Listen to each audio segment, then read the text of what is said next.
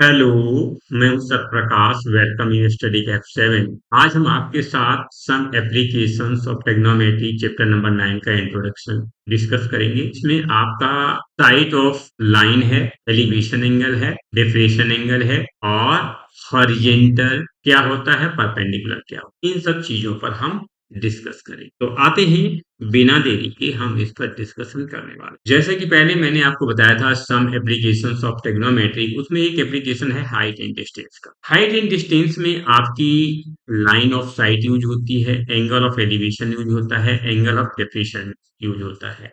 Trigonometry के शुरू में मैंने बताया था ये राइट एंगल ट्रायंगल पर काम करता है। तो यहाँ पर देखते हैं कि ये एक यहाँ पर डॉल है, जहां से ये हम एक आपको हॉरिजेंटल लाइन ये खींच रहे हैं। ठीक, ये डॉल यहाँ से ये ऊपर रखे बाउल को ये देख रही है, बाउल में कुछ है ये देख। तो ये तो आपका का हॉरिजेंटल हो गई, ये लाइन को क्या बोलेंगे, हॉरिजेंटल लाइन। और ये जो लाइन इधर है, इस लाइन को बोलेंगे लाइन ऑफ साइट। तो ये एंगल क्या बनेगा, ये एंगल थीटा बनेगा। इस एंगल को हम क्या कहेंगे, एंगल ऑफ एलिवेशन। इसको हम कहेंगे एंगल ऑफ एलिवेशन। ये आपका तो एंगल ऑफ एलिवेशन में आपने देखा तीन चीजें। हॉरिजेंटल कोई पॉइंट है जहां से ऊपर की ओर ये लड़की देख रही है, बाउल में कुछ रखा है, यहाँ साइड बोर्ड रखा हुआ है। इस डॉल जब इस बाउल को ऊपर की ओर देखती है तो लाइन ऑफ साइट बनती है, जिसे हम लाइन ऑफ साइट कहते हैं। अब हॉरिजेंटल लाइन और लाइन ऑफ साइट के बीच जो ये एंगल है, इसी एंगल को हम एंगल ऑफ एलिवेशन कहते हैं। अब देखिए लाइन ऑफ साइट में क्या लिखा है, it is the line drawn from the eye of an observer to the point in the object viewed by the observer. ये ऑब्जर्वर है, ये हॉरिजेंटल लाइन से इस ऑब्जेक्ट को देख रही है, इसे हम लाइन ऑफ साइट कहते हैं। एंगल ऑफ एलिवेशन में क्या लिखा है, it is the angle formed by the line of site above with horizontal. अब ये हॉरिजेंटल लाइन के ऊपर ये बना है, जिसमें आप सर को ऊपर उठा करके ऐसे देखते हैं। तो ये लड़की यहाँ से उस सर ऊपर उठा करके ऊपर देख रही है, जो लाइन ऑफ साइट बन रही। तो हॉरिजेंटल लाइन और लाइन ऑफ साइट के बीच जो एंगल बनता है उसे एंगल ऑफ एलिवेशन कहते हैं। अब देखिए दूसरे में यहाँ पर अब इस बार जो हॉरिजेंटल लाइन आपकी है वो ये, और ये लड़की यहाँ से हॉरिजेंटल लाइन से ये नीचे रखा एक फ्लावर पार्ट है, जिसको वहां से देख रही है। ठीक, तो इस तरह से ये हॉरिजेंटल लाइन के नीचे ये आपका एंगल बन रहा है थीटा। तो ये आपकी क्या हो जाएगी, हॉरिजेंटल लाइन, ये एंगल थीटा हो गया। अब ये जो लाइन आपकी रहेगी ये, इसको कहेंगे लाइन ऑफ साइट। अब अगर यहाँ से ये परपेंडिकुलर ऐसे लिया जाए और यहाँ से इसको मिला, तो आप देखेंगे, मान लीजिए इसको नाम कर देते हैं, ये आपका ए है, ये आपका बी पॉइंट है, ये सी है और ये डी। तो यहाँ एडी और बीसी जो है ये क्या होंगी, parallel. A B parallel BC है। जब ए बी पैरेलल बीसी है तो ये जो एंगल थीटा बनेगा, और ये एंगल जो डी ए सी है और एंगल जो बी सी ए बनेगा, ये दोनों इक्वल। तो ये एंगल इक्वल कहाँ से होंगे, क्योंकि ए डी और बी सी पैरेलल हैं, तो इनके बीच ये कैसी एक लाइन, ट्रांसवर्सल लाइन जा रही है। तो ट्रांसवर्सल लाइन आपस में एंगल डी ए सी और बी सी ए कैसे हो गए, अल्टरनेट एंगल हो गए। तो ये एंगल आपके अल्टरनेट एंगल हो जाएंगे। तो यहाँ हम लिख सकते हैं angle D A C equal angle B C A equal to theta, alternate angle. अभी भी अल्टरनेट एंगल है तो यहाँ पर कह सकते हैं हम एंगल ऑफ एलिवेशन और एंगल ऑफ डिप्रेशन। चूंकि ये जो नीचे बन रहा है इसको क्या कहते हैं, इसको कहते हैं एंगल ऑफ डिप्रेशन। ये एंगल ऑफ डिप्रेशन थीटा हो गया। तो यहाँ कह सकते हैं हम angle of depression equal to angle of elevation. तो अब आप यहाँ से देखिए एंगल ऑफ डिप्रेशन में लिखा क्या है, it is the angle formed by the line of side below with the horizontal. ये हॉरिजेंटल लाइन के नीचे बना है, जबकि यहाँ हॉरिजेंटल लाइन के ऊपर बना था। अब the case when below our head to look at the object. जब हम ऊपर बैठ के कोई चीज नीचे देखते तो हमारा हेड ऐसे नीचे झुकता है, कैसे, ऐसे नीचे को झुका करके हम देखते हैं, जबकि एलिवेशन हम सर कैसे ऊपर को उठा के देखते हैं, कैसे देखते हैं ऊपर उठा करके देखते हैं। तो अब यहाँ एंगल ऑफ डिप्रेशन में आपने देखा angle of depression equal to angle of elevation, कहाँ से ये अल्टरनेट एंगल बन रहे होते हैं। क्यों बन रहे होते हैं, क्योंकि डीसी और सीबी आपकी पैरेलल लाइन है जिसको ईसी ट्रांसवर्सल लाइन एक दूसरे को काटती है, तो ये थीटा थीटा इक्वल हो गए। तो अब यहाँ से आप समझ गए लाइन ऑफ साइट क्या होती है, एंगल ऑफ एलिवेशन क्या होता है और एंगल ऑफ डिप्रिसिएशन क्या होता है। Angle of depreciation angle of elevation के इक्वल कैसे होता है वो भी आप क्लियर हो गई। अब हम आपको चलते हैं आगे, angle of elevation angle of depression का यूज बताएंगे। यूज एंगल ऑफ एलिवेशन कैसे हो, इसे यूज करने के लिए सबसे पहले जो मैंने आपको ट्रिग्नोमेट्रिक टेबल बताई है उसको आपको पता होना चाहिए। 0 टू 90 डिग्री के बीच में sine cos tan cot sec cosec की वैल्यू आपने जो टेबल में सीखी थी वो आपको सही से आनी चाहिए, क्योंकि यहाँ पर एलिवेशन और डिप्रेशन एंगल थीटा के साथ मैंने बताया, यानी एंगल आया तो साइन 40 साइन 30 साइन 60 साइन 90, इसी तरह सभी रेशियो को इसमें यूज किया जाएगा। पहले तो आपको वो टेबल सही से पता होनी चाहिए। दूसरी चीज क्या है, दूसरा जो मैंने आपको बताया था, पापा बीड़ी पियोगे, हाँ हाँ बाबू, ये भी आपका यूज होगा। अब चूंकि यहाँ पर आपने देखा है, मैंने पहले बताया है एलिवेशन और डिप्रेशन ये राइट एंगल ट्रायंगल में ज्यादातर यूज होंगे। तो यहाँ अगर मान लीजिए ये आपका कोई एंगल है ए बी सी पॉइंट, अब यहाँ एंगल ये आपका मान लीजिए है 45 डिग्री का, तो एंगल जब सी को 40 तो इसके सामने की साइड ये क्या हो जाएगी, परपेंडिकुलर पी, और ये 90 है तो इसके सामने क्या हाइपोटेनस बचा क्या, ये बेस। ये आप पहले से समझ चुके हैं ट्रिग्नोमेट्री के इंट्रोडक्शन में, ये एंगल मैंने आपको फॉर्मूला बता दिया कि अकॉर्डिंग टू एंगल कौन सी साइड क्या कही जाए। अब जब ये कहे आपको पता हो गया, मान लीजिए सपोज दैट बेस आपको यहाँ पर 20 मीटर दिया गया है, जब बेस 20 मीटर दिया गया है, अब आपको हाइपोटेनस यानी ईसी और परपेंडिकुलर यानी कि एबी फाइंड करना है। तो अगर आपको हाइपोटेनस फाइंड करना है, बेस दिया गया, अब यहाँ से जो रेशियो है अगर आपको कहीं पर फाइंड करना है P अपॉन H, तो आपका ये क्या होता है साइन, और कहीं पर आपको फाइंड करना है B अपॉन H, तो ये क्या होता है कॉस, और कहीं पर अगर फाइंड करना है आपको P अपॉन B, तो ये क्या होता है, ये आपका टैन होता है। ठीक इसका रिवर्स कर दीजिए तो आपका कॉट सेक कोसेक आपको प्राप्त हो जाएगा। तो इस तरह से P अपान परपेंडिकुलर अपान हाइपोटेनस को साइन कहते हैं, बेस अपान हाइपोटेनस को कॉस कहते हैं, और परपेंडिकुलर बेस को अपान को टैन कहते हैं। इसे हम पहले भी आपको बता चुके हैं, ये साइन हो गया, ये कॉस हो गया, ये टैन हो गया। अब अकॉर्डिंग टू फिगर गिवन है angle A C B 45 degree और साइड बीसी आपको गिवन है 20 मीटर। फाइंड करना है आपको AC और AB आपको फाइंड करना है। तो अब आप एंगल ऑफ एलिवेशन का यूज क्यों करेंगे, क्योंकि ये लड़की नीचे से ये फ्लैग जो लगा है ए पॉइंट को इसके टॉप पॉइंट को देख रहा है, तो नीचे से ऊपर है, हॉरिजॉन्टल से ऊपर की ओर देख रहा है, तो ये 45 क्या होगा एलिवेशन एंगल होगा। तो अब इसमें हम कह सकते हैं इन परपेंडिकुलर ट्रायंगल ABC क्या हो जाएगा आपका परपेंडिकुलर अपॉन बेस, और परपेंडिकुलर बेस क्या होता है टैन होता है, ये टैन थीटा मान लीजिए। अब टैन थीटा का मान एलिवेशन एंगल कितना दिया गया 45, टैन 45 इक्वल टू परपेंडिकुलर आपका क्या है AB है, और BC आपको 20 दिया गया है 20।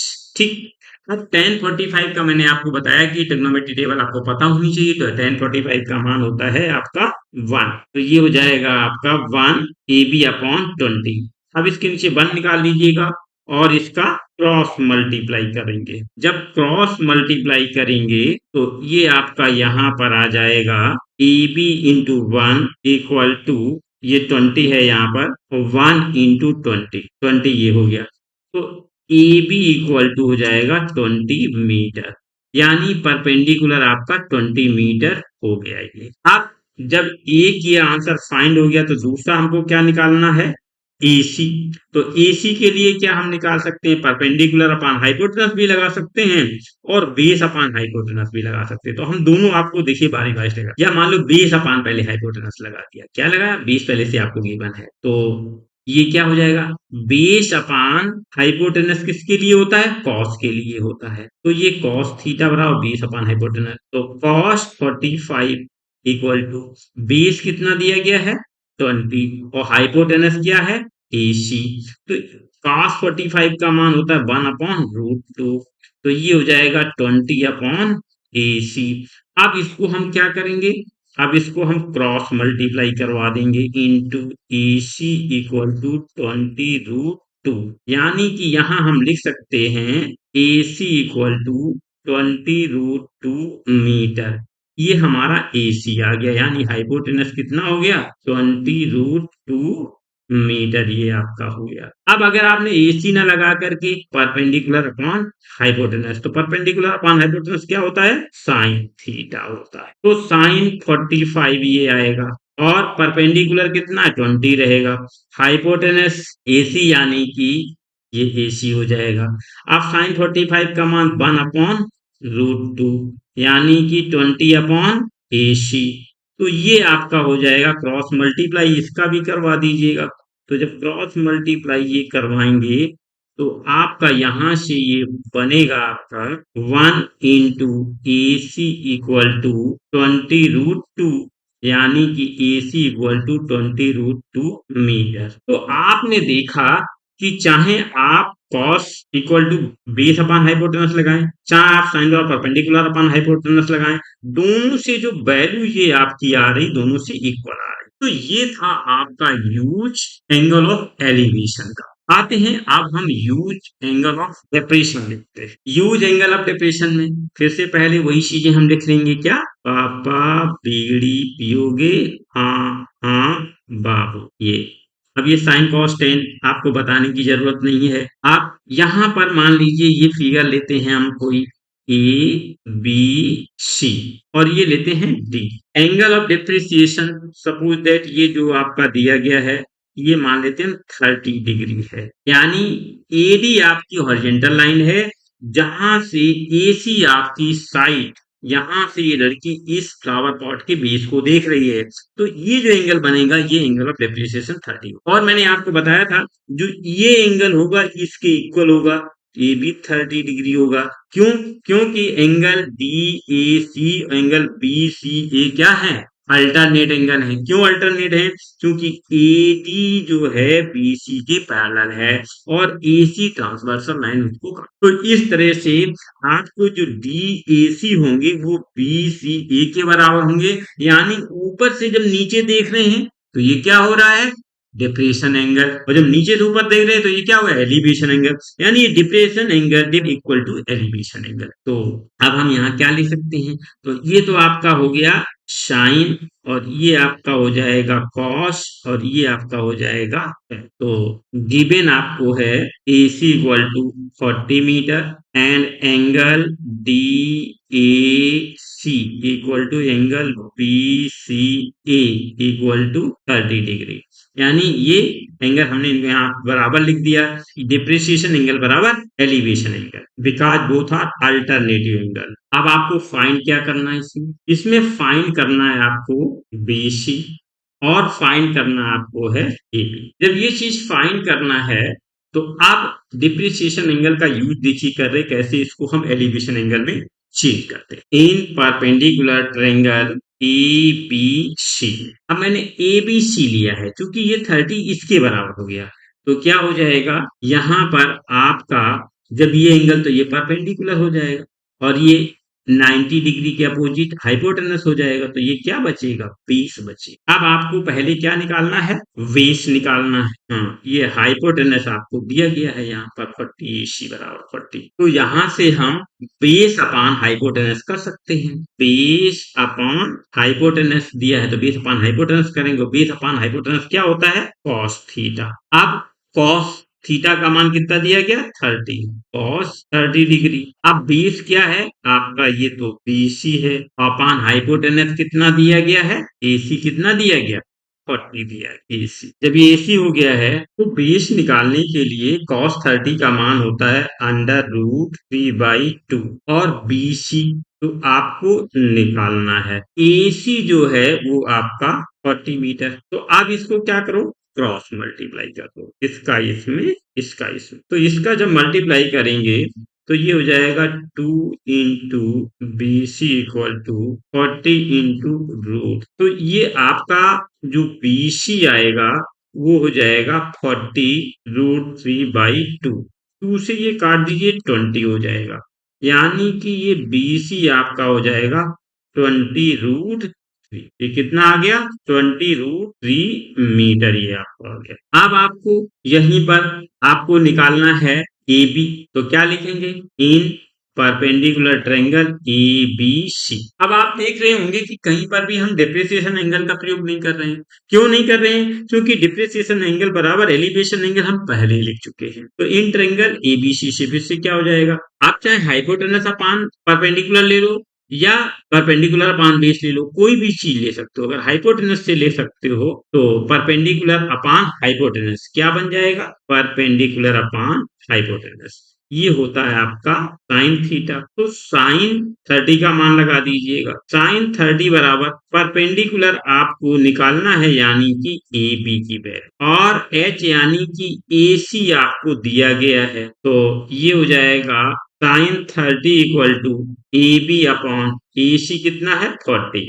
साइन 30 का मान होता है 1/2 equal to A B upon 40। तो ये आपका इधर हो जाएगा, तो ये हो जाएगा 2 into A B equal to 1 into 40। तो यहां से ये हो जाएगा ए बी इक्वल टू 40/2 यानी कि 20 मीटर। तो ये ए बी 20 मीटर आपका निकल के आ गया। तो इस तरह से आपने देखा कि जो डिप्रिसिएशन एंगल है उसका यूज हम कैसे करते हैं। तो इस तरह से आपने ए बी भी फाइंड कर लिया है और बी सी भी फाइंड कर लिया था। इस तरह से आप एक्सरसाइज को पूरी तरह से सॉल्व कर सकते हैं। इसी तरह के मेथड उसमें आपका यूज होने वाला है। आपको ये इंट्रोडक्शन वीडियो कैसा लगा आप मुझे कमेंट्स बॉक्स में अवश्य बताइएगा। यदि अभी तक आपने हमारे चैनल को सब्सक्राइब नहीं किया है तो इसे प्लीज जरूर सब्सक्राइब कर लें और अपनी फ्रेंड ग्रुप में इसे शेयर करना ना भूलें। Thanks for watching.